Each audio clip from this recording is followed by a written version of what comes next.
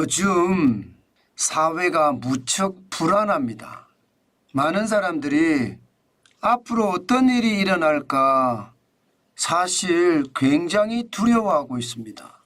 중동 전쟁도 확전 양상으로 가고 있고요. 22대 총선 참패도 시장의 불안감을 더 키우는 요인이 되고 있습니다. 어떻게 생각하면 참담한 상황이 지금 이루어지고 있다는 뜻입니다.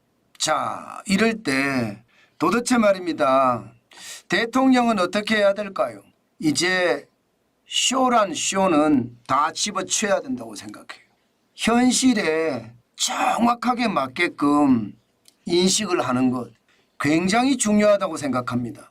검찰총장이었고 또 검찰에서 오래 일했었기 때문에 지금의 대통령은 현실을 너무 무사안일하게 보는지도 모릅니다. 일반적으로 권력을 가진 곳에 있는 사람들은요, 모든 게 자기 중심으로 돌아간다고 생각을 하거든요. 그런데 대통령이라는 자리는요, 절대로 자기 중심으로 돌아가지 않습니다. 국가를 운영해야 되고요, 국민을 잘 보듬어야 됩니다. 그렇기 때문에 국민 중심으로 돌아가는 게 맞아요. 대통령 중심으로 돌아간다는 생각 그 자체는 권위주의에 가깝거든요. 그렇기 때문에 국민이 얼마나 어려워하는지, 국민이 얼마나 힘든지 실질적으로 목도해야 된다고 봅니다. 그동안 어떤 일이건 말입니다. 이 인해장막에 가려져서 정치 쇼만 한 것은 아닐까, 솔직히 저는 그렇게 생각을 하거든요. 총선 참패의 원인이 되기도 했습니다. 더불어민주당이 175석, 범야권이 192석을 완전히 석권하고요. 여당인 국민의힘은 108건, 겨우 개헌 저지선만 확보한 것은 바로 그 단적인 예입니다. 저는 그 무엇보다도요, 대통령이 현실을 제대로 인식하고요, 대파 875원 같은 그런 황당무계한 일은 다시는 일어나지 않아야 됩니다. 현실은 현실 그대로 받아들여야 되거든요. 대파 875원은 현실이 아닙니다. 그것은 가려져 있는 겁니다.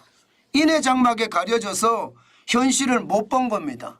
그 어느 때보다 대통령이 나를 중심으로 대한민국이 돌아간다는 생각은 버리고 국민을 중심으로 세상이 돌아간다는 것을 반드시 자각해서요, 인적 쇄신은 당연하고요. 이 딸랑이들 없어야 될 거 아니에요. 딸랑이들이 많으면 여러분 인해장막에 갇히고요, 본인이 최고인 줄 알거든요. 그래서 딸랑이들은 빨리빨리 날려야 되고요. 그러면서 쓴소리 할 수 있고 제대로 현실에 대한 직언을 하는 사람들 많이 뽑아야 된다고 저는 생각을 하고요. 다른 한편으로는요, 대통령이 직접 말입니다. 대통령도 사생활이 있다고 생각하거든요.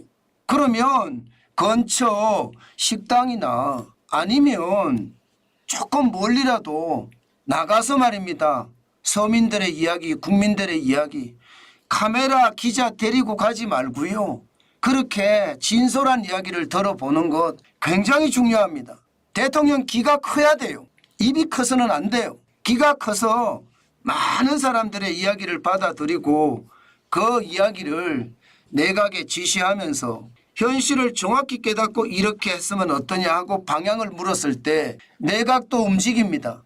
자리에서 자리만 누리고 있는 것이 아니라 대통령이 현실을 깨닫으면 장관들도 말입니다. 현실을 알기 위해서 움직일 거고요. 그러면 변화가 시작이 될 겁니다. 저는 그 변화 확실하게 만들어내야 된다고 생각해요. 또다시 말입니다.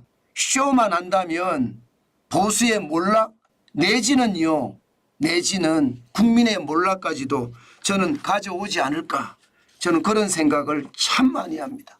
제발 대통령을 중심으로 나라가 돌아가는 것이 아니라 국민을 중심으로 나라가 돌아간다는 것 다시 한번 심각하게 고민하는 모습, 지금 그런 모습이 필요할 때가 아닌가 오늘도 저는 생각해 봅니다.